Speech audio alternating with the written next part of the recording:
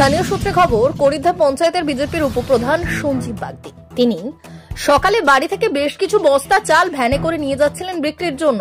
সেই সময় স্থানীয় তৃণমূল নেতা কর্মীরা তার গাড়ি আটকা এবং এফসিআই এর চুরির চাল বলে সরব হয়। তাতে এলাকায় মৃদু উত্তেজনার সৃষ্টি হয়। পরে শিউড়ি থানার পুলিশ গিয়ে পরিস্থিতি সামাল দেয় এবং ওই চালের বস্তাগুলি আটক করে। তৃণমূলের অভিযোগ, এফসিআই থেকে চাল চুরি করে সেগুলি বিক্রি করা হচ্ছে।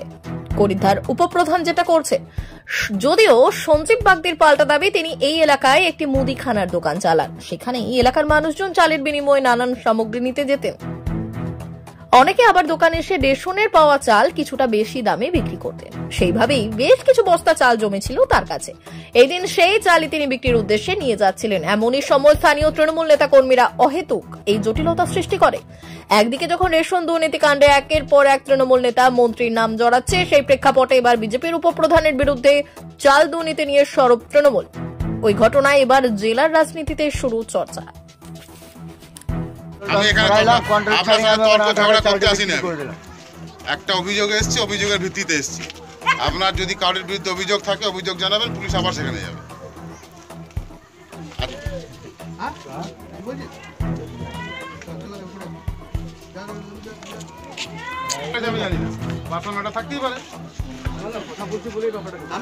এখানে যে সঞ্জীব বাগদি উপপ্রধান আছেন, পাশে এফসিআই গোডাউন, এখানে এফসিআই থেকে প্রচুর মাল চুরি করছে ড্রাইভার খালাসিরা। সেই মালটা উনি দীর্ঘদিন ধরে হাফিজ করছেন। এই ব্যবসা করে উনি এই জায়গায় এইখানে মাল দেন না, উনি এই মালটা সাঁইথায় বিক্রি করেন।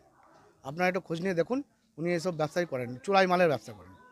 কি করলেন আজকে আমরা দেখলাম, আমরা সাধারণ প্রশাসনের হাতে দিলাম, প্রশাসন যেটা ভালো বুঝবে সেটা করবে। চাল, হ্যাঁ আমরা দেখলাম যে ওই চাল, ওই সরকারি বস্তা চাল, সরকারি বস্তাটাকে ফেলে দিয়ে এমনি বস্তার উপর লোড করে গাড়িটা লোড করে যাচ্ছিল।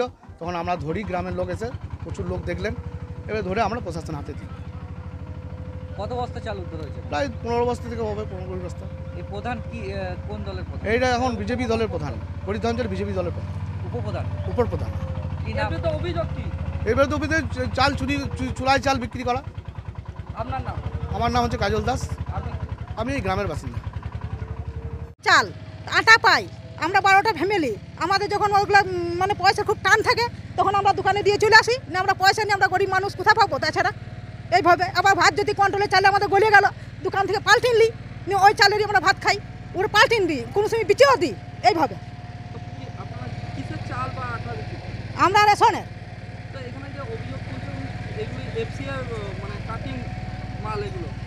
না আমরা কাটিং না, আমরা ওই এফসিআই মাল আমরা দিই না, আমরা রেশন আনি, আমরা দিই। আপনারা রেশন বিক্রি করেন? হ্যাঁ আমরা বিক্রি করে দিই। আটাগুলো বলে যে ইয়ে খড়ি মেশানো থাকে, আর থাকে রুটি ভালো হয় না, নিয়ে খেতে পারি না, নিয়ে আমরা দিয়ে দিই। তারপর কোনো সময় যদি ভাতগুলো গলে গেল, সেই চালটাই আমরা বিক্রি করে দিই দোকানে, সঞ্জীবের দোকানে বিক্রি করে দিই আমরা। আপনার নাম? আমার নাম মালতী বাগদি।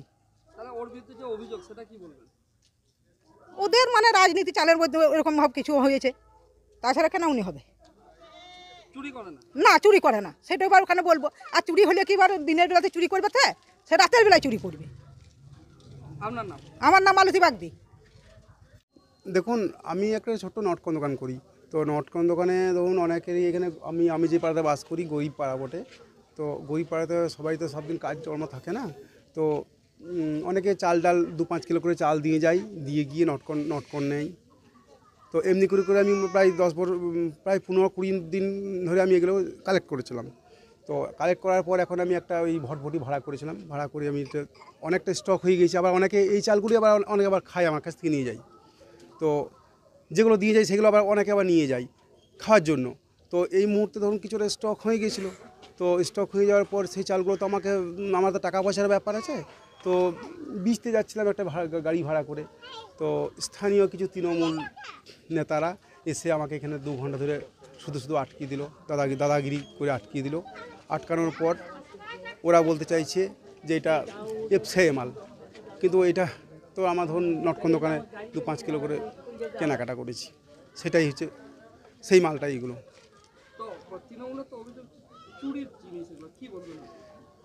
না এইগুলো তো দেখুন, আমার তো ওই তো বললাম, গোটা পাড়ার লোক তো বলছে, পাড়ার লোককে আপনি জিজ্ঞেস করুন, প্রত্যেক লোকই বলছে যে আমরা এগুলো সব বিক্রি করি, আমার কাছে বিক্রি করি। তো বিক্রি করার পর সেগুলো আমি স্টক করেছি, স্টক করার পর ওনারা বলতেই পারে ওনারা আমাকে অনেক কিছুই বলতে পারে। আপনার নাম? আমি সঞ্জীব বাগদি। আপনি? আমি এই নটকন দোকান করি না, আপনি উপপ্রধান কোথাকার? কুর্দা অঞ্চলের।